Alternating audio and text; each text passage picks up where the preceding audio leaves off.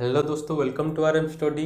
मैं केडी आपको फिर से स्वागत करता हूं आपके अपने चैनल आरएम स्टडी पे। इस चैनल में अब तक जो जितना भी प्रोसेस है मैं आपको ऑलरेडी बता चुका हूं। ये है आपका न्यूमेरिकल सेशन चल रहा है।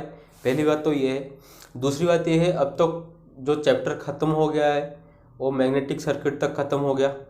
ठीक है, अब जो चैप्टर चल रहा है वो कैपेसिटिव सर्किट का चल रहा है। ये ख़त्म होने के बाद आपका अल्टरनेटिंग करंट का एक चैप्टर शुरू होगा, एसी सर्किट में से ज़्यादा प्रॉब्लम आपकी एग्जाम में आता है। प्रॉब्लम हो या थ्योरी हो, एसी सर्किट आपके लिए बहुत ही मायने रखता है आपकी एग्जाम को क्लिक करने में। क्योंकि अगर आप ओपीडी सेल को मानने के चले कि 160 में से 35 से 40 क्वेश्चन तो सिर्फ एसी सर्किट के ऊपर बेस्ड में ही आने वाले हैं। क्योंकि एसी सर्किट चैप्टर ही ऐसा है, क्वेश्चन मतलब बहुत शानदार सा उसमें आता है। ठीक है, कोई तकलीफ नहीं, मैं आपको बहुत आसानी से समझा दूंगा तो आप बहुत जल्दी कर पाएंगे उसको। तो इस तरह से आज के सेशन को शुरू करने से पहले जो इस चैनल में नए हैं और प्लीज़ चैनल को सब्सक्राइब कर लीजिए और बेल आइकन को क्लिक करना ना भूलिए, क्योंकि वीडियो का रिलेटेड हर नोटिफिकेशन आपको आता रहेगा। नोटिफिकेशन के थ्रू से आपको आता रहेगा। टेलीग्राम चैनल में ज्वाइन करना चाहते हैं तो टेलीग्राम चैनल का लिंक डिस्क्रिप्शन पे दिया हुआ है, और टेलीग्राम ग्रुप का भी लिंक डिस्क्रिप्शन पे दिया हुआ है, जिसमें आपका एग्जाम कंडक्ट किया जा रहा है। ऑलरेडी संडे को मैं बताया था अगली बार, क्योंकि संडे को आपका एक एग्जाम ऑलरेडी कंडक्ट हो चुका है। उसमें ज्वाइन कीजिए। बहुत सारे डाउट आप चाहे तो पूछ सकते हैं, डाउट सॉल्व कर सकते हैं। बहुत अच्छा ग्रुप है, उसमें आप ज्वाइन कर लीजिए। तो चलते हैं आज के सेशन को शानदार बनाते हैं आपकी पहले सवाल के साथ। तो आपको क्वेश्चन क्या दिया गया है? The force between two charge is 120 newton, the distance between the charge is double, then the force will be. आपको मैं पहले ये बता चुका हूँ, क्योंकि सब जो है फार्मूला के बेस्ड है।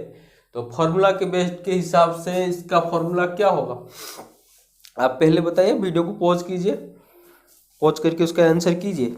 मेरे हिसाब से तो आप कर पाएंगे, बहुत आसान सा है ये। क्या है? F is equal to C Q1 multiplied by Q2 divide by D square. ये है आपका फार्मूला। ठीक है, F is equal to C, ये है आपका कांस्टेंट।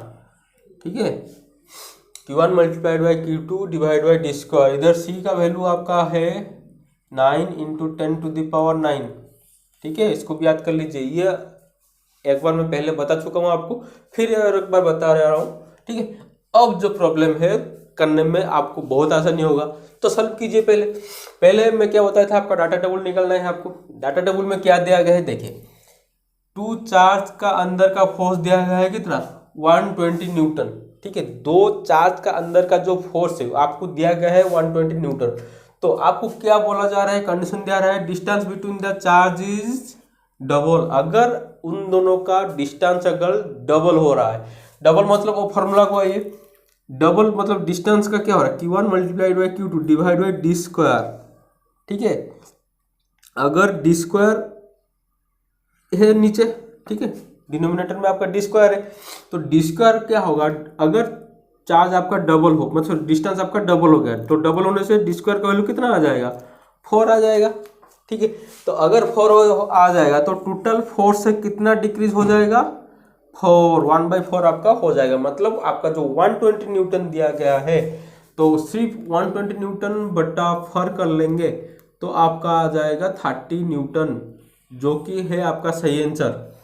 मेरे हिसाब से आप बहुत समझ गए होंगे, क्योंकि ये जो प्रॉब्लम है ना, कुछ नहीं है, सिर्फ फार्मूला के ऊपर बेस्ड है। सिर्फ फार्मूला में पता होना चाहिए कि भाई इधर है आपका Q1 multiplied by Q2 divide by D square. सिर्फ आपको ये पता होना चाहिए। ये पता होने के बाद आप आसानी से आप उसको सॉल्व कर सकते हैं, कोई भी दिक्कत नहीं है। आसानी से ये वाला सवाल हो जाएगा। इस तरह का अगर सवाल आए तो ये वाला फार्मूला को आप याद रखिए। दूसरा जो दिया गया है, एक capacitor store 0.24 coulomb and 10 volt, the capacitance is. देखिए इधर जो फार्मूला है, कैपेसिटर कितना चार्ज स्टोर कर रहा है, वो दिया गया है आपका 0.24 कूलम, 10 वोल्ट दिया गया। इधर जो फार्मूला आपका गिरेगा Q is equal to C B. देखिए Q is equal to C B, जो ये जो फार्मूला आपका इधर गिरेगा, तो Q कितना दिया गया, एनर्जी कितना स्टोर कर रहा है? 0.24 स्टोर कर रहा है। कैपेसिटेंस का वैल्यू आपको पूछा गया है, तो इसको मैं कांस्टेंट ले लेता हूँ। वोल्टेज कितना दिया गया है आपका 10 वोल्ट, ठीक है। तो इसमें से अगर मैं कैपेसिटेंस वैल्यू निकालूँ तो C is equal to 0.24 is divide by 10, तो ये क्या हो जाएगा 0.024। तो 0.024 जहाँ है वो आपका सही आंसर है। ऑप्शन आई जो है आपका सही आंसर है। इस तरह से जो छोटा छोटा प्रॉब्लम है ना, इसको आप याद करना पड़ेगा। Q equal to CB, Q equal to IT, इस तरह का प्रॉब्लम आपको याद करके चलना पड़ेगा, क्योंकि ये वाला प्रॉब्लम आपके लिए बहुत ही इंपॉर्टेंट है। तो चलते ये वाला देखिए, ये वाला क्वेश्चन मैं सॉल्व नहीं करूँगा, क्योंकि आपको पता है कैपेसिटर सीरीज में कैसा होता है, पैरेलल में कैसा होता है, उसका जो प्रॉब्लमेटिक मेथड क्या है आपको तो पता है मेरे हिसाब से। तो ये वाला सवाल आप सोल्यूशन खुद कीजिए, क्योंकि इसमें दिया गया है 315 microfarad capacitor connected in parallel. बहुत आसान सवाल है आपके ओर से, मेरे हिसाब से तो आप इसको सॉल्व कर लेंगे। सॉल्व करने के बाद इसको कमेंट सेक्शन पर डाल दीजिए, ठीक है। तो ये वाला क्वेश्चन आपके लिए होमवर्क मान लीजिए, ये है आपका होमवर्क, ठीक है। तो चलते हैं आगे और कुछ क्वेश्चन डिस्कशन करते हैं। तो ये रहा आपके लिए जो अगले सवाल। तो इस सवाल के हिसाब से अगर मैं बात करूं, इस सवाल को पहले डिस्कशन कर लेते हैं क्या दिया गया है इसमें। The voltage apply across the ceramic dielectric is produced and the electrolytic field 100 time greater than the IR. इधर ही पॉइंट है आपका, what will be the value will be the dielectric constant, ठीक है। तो आपको तो पता होगा डाइलेक्ट्रिक कांस्टेंट क्या है। डाइलेक्ट्रिक कांस्टेंट जो कैपेसिटर का दो प्लेट के बीच में रहता है, जिसमें चार्ज आपका स्टोर होता है, डाइलेक्ट्रिक मीडियम उसको बोलते हैं, ठीक है। डाइलेक्ट्रिक मीडियम में जो मेटल यूज होता है वो होता है आपका डाइलेक्ट्रिक कांस्टेंट। तो इसके हिसाब से आपको दिया गया है कि एआर का डाइलेक्ट्रिक कांस्टेंट से 100 टाइम ग्रेटर, ठीक है। The dielectric produce the electrolytic field 100 time greater than the IR. तो ये तो वही आसानी से हो गया।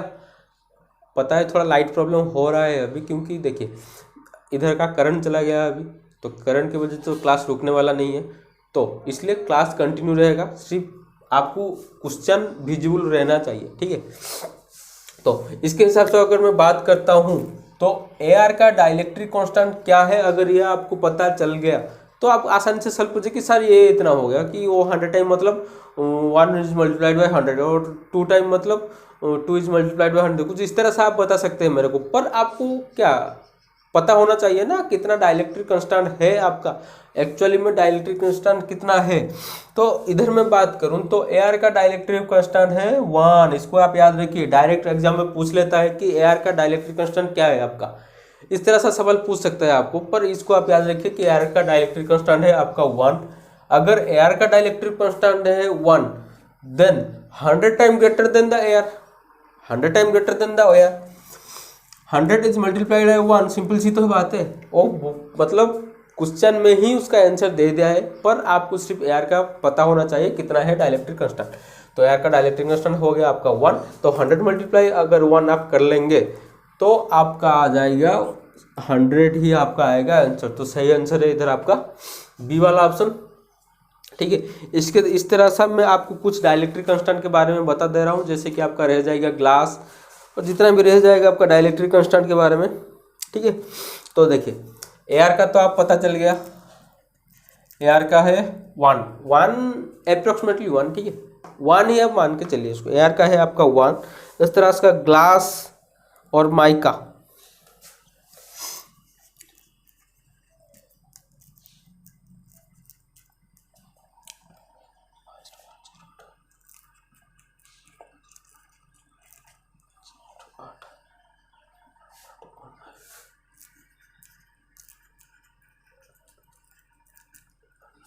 तो इस तरह से देखिए कुछ डाइलेक्ट्रिक कांस्टेंट में लिख ले हूँ। एआर का है आपका 1, ग्लास का है आपका 5 से लेकर 12 तक, माइका का है 4 से लेकर 8 तक, रबर का है 2.5 तक, ठीक है। इस तरह सा है आपका डाइलेक्ट्रिक कांस्टेंट। इसको ऊपर बेस्ट होता है, देखिए इस तरह से ज़्यादातर आता नहीं है, एआर के ऊपर ही डालता है, ठीक है। पर ये वैल्यू को आप याद कर लीजिए, आपके लिए बहुत मतलब फायदेमंद होगा। दूसरा सवाल इधर आपका दिया गया है, when 4 volt EMF is applied across a 1 Faraday capacitor it will be store the energy of। देखिए मैं आपको अगले क्लास में भी बताया था एनर्जी स्टोरेज के बारे में, ठीक है। तो वो वाला फार्मूला आप पहले अप्लाई कीजिए, नहीं होगा तो मैं देखूंगा, ठीक है। Energy storage in the capacitor का फार्मूला क्या होगा आपका? Energy storage in the capacitor का फार्मूला होगा आपका हाफ CV²। सिंपल सी ही तो बात है, ये तो मैं आपको पहले भी डिस्कशन कर चुका हूँ। तो ये वाला आपको आसानी से पता चल सकता है कि हाफ CV² है आपका energy storage in the capacitor. तो हाफ C कितना दिया गया है पहले देखिए इधर आपका वोल्टेज का दे दिया गया है, C का दिया गया है 1 फैराडे, तो C का हो गया 1, V का दिया गया है कितना 4 का स्क्वायर, तो 16/2 आपका आ जाएगा 8 जूल, ऑप्शन IV, ठीक है। 8 जूल होगा आपका सही आंसर। पर आपको ये वाला फॉर्मूला अगर याद होगा तो ये वाला प्रॉब्लम आप आसानी से सॉल्व कर सकते हैं। इसलिए मैं बार बार आपको बता रहा हूँ, फार्मूला को आप याद रखते चलिए, प्रॉब्लम की कोई टेंशन नहीं लेने का है, क्योंकि वो आपने आप ही सॉल्व हो जाएगा जब आपको फार्मूला याद रहना शुरू हो जाएगा।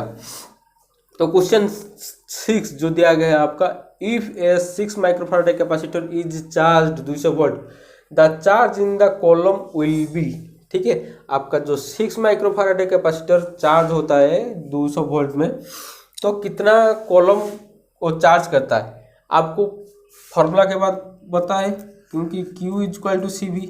देखिए ये वाला फार्मूला में बार बार आपको प्रॉब्लम गिरता है, ये मैं ऑलरेडी बता चुका हूँ। तो इसको आप पहले सोल्यूशन कीजिए, वीडियो को पॉज करके इसका सोल्यूशन कीजिए, सोल्यूशन तो आसानी से हो जाएगा। ये Q = CV,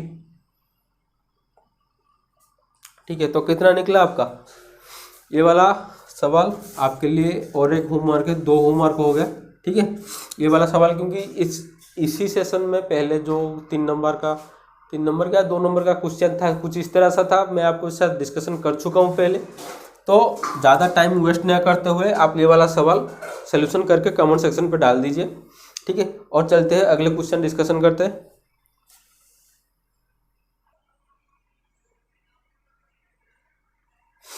तो ये जो देख रहे हैं अभी 2 क्वेश्चन आपको दिया गया है, इधर दिया गया है क्या, the inverse of capacitance.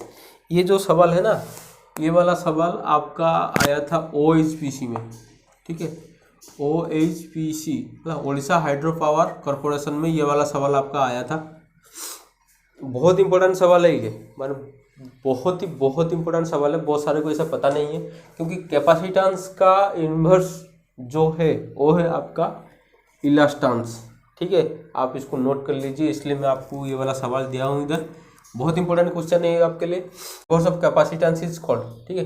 Capacitance का इनवर्स आपका आ जाएगा इलास्टेंस, ठीक है। तो ये वाला आपका इंपॉर्टेंट है। तो इनवर्स की बात आया है तो कुछ मैं आपको इनवर्स के बारे में बता दे रहा हूँ।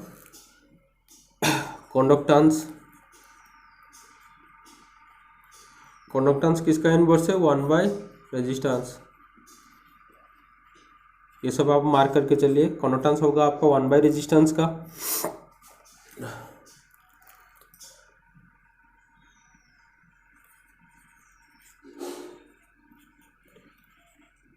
सस्पेक्टेंस होगा 1/, ठीक है, 1/रिएक्टेंस या सस्पेक्टेंस होगा, और 1/इम्पीडेंस जो एडमिटेंस होगा, ठीक है। आप इसको पहले मार्क कर लीजिए, क्योंकि कंडक्टेंस किसका इनवर्स है, रेजिस्टेंस का इनवर्स। सस्पेक्टेंस होगा आपका रिएक्टेंस का इनवर्स, और एडमिटेंस होगा आपका इम्पीडेंस का इनवर्स। ये आपके लिए इंपॉर्टेंट क्वेश्चन है। दूसरा जो सवाल दिया गया है ये आपका और एक होमवर्क है, क्योंकि ये वाला सवाल मैं डिस्कशन कर चुका हूँ। एनर्जी स्टोरेज ने कैपेसिटर डिस्कशन कर चुका हूँ अभी थोड़ी देर पहले ही, तो आपसे बात किया था कि energy storage in the capacitor कैसा होता है, हाफ CV², ठीक है। फार्मूला भी मैं आपको बता दिया हूँ। तो हाफ CV² फार्मूला डालिए, उसका सोल्यूशन निकालिए, क्योंकि देखिए वोल्टेज का पता चल गया आपको, कैपेसिटेंस दिया गया है, ठीक है। तो कितना जो एनर्जी स्टोर करता है दिया, पूछा गया है ना आपको, एनर्जी स्टोरेज कितना करता है, तो हाफ CV² फार्मूला डालिए, आंसर अपने आप ही आपका आ जाएगा। तो इस तरह सा जो है प्रॉब्लम अब तक आपका कैपेसिटी सर्किट तक लगभग सारे प्रॉब्लम आपका ख़त्म हो गया, क्योंकि जितना भी आपका प्रॉब्लम आता है उसके बारे में अभी हम बात कर चुके हैं। अब जो नेक्स्ट क्लास से शुरू होगा वो आपके लिए फिर से बता रहा हूँ बहुत ही इम्पोर्टेंट है, क्योंकि एसी सर्किट वो जितना इजी लगता है आपको उतना इजी नहीं होता है। पहली बात तो ये है। दूसरी बात ये है, एक बार आप उसको इजी चल गया, मतलब आप उसको एक बार अगर समझ लिए तो समझने के बाद वो इजी से भी और इजी लगेगा आपको। ये चैप्टर ऐसा है, ठीक है। तो इसलिए इस चैप्टर को पहले समझिए, समझने के बाद क्वेश्चन अटेम्प्ट कीजिए, बहुत ही ज़्यादा क्वेश्चन अटेम्प्ट कर पाएंगे और एक्यूरेसी भी बहुत अच्छा मेंटेन होगा, क्योंकि न्यूमेरिकल ज़्यादा गिरता है। फार्मूला की बात है, फार्मूला याद कर लेंगे तो आराम से उसको सॉल्व कर सकते हैं। तो दोस्तों ये वाला सेशन हम यही ख़त्म करते हैं। जो इस चैनल में नए हैं वो प्लीज़ चैनल को सब्सक्राइब कर लीजिए और बेल आइकन को क्लिक करना ना भूलिए। अगर आप मुझसे टेलीग्राम से ज्वाइन करना चाहते हैं तो टेलीग्राम का लिंक भी डिस्क्रिप्शन पे दिया हुआ है, आप टेलीग्राम से भी ज्वाइन कर सकते हैं मेरे को। और उधर एक ग्रुप है टेलीग्राम का, उधर ज्वाइन कीजिए। मेरे हिसाब से उधर आपका इलेक्ट्रिकल डाउट जितना है आप पूछ सकते हैं, और हर हफ्ते उधर एग्जाम कंडक्ट किया जाएगा, उसको भी आप अटेंड कर सकते हैं। तो आप उधर ज्वाइन कर लीजिए तो आपके लिए अच्छा होगा। आज के सेशन को यही ख़त्म करते हैं। जय जगन्नाथ, जय भारत।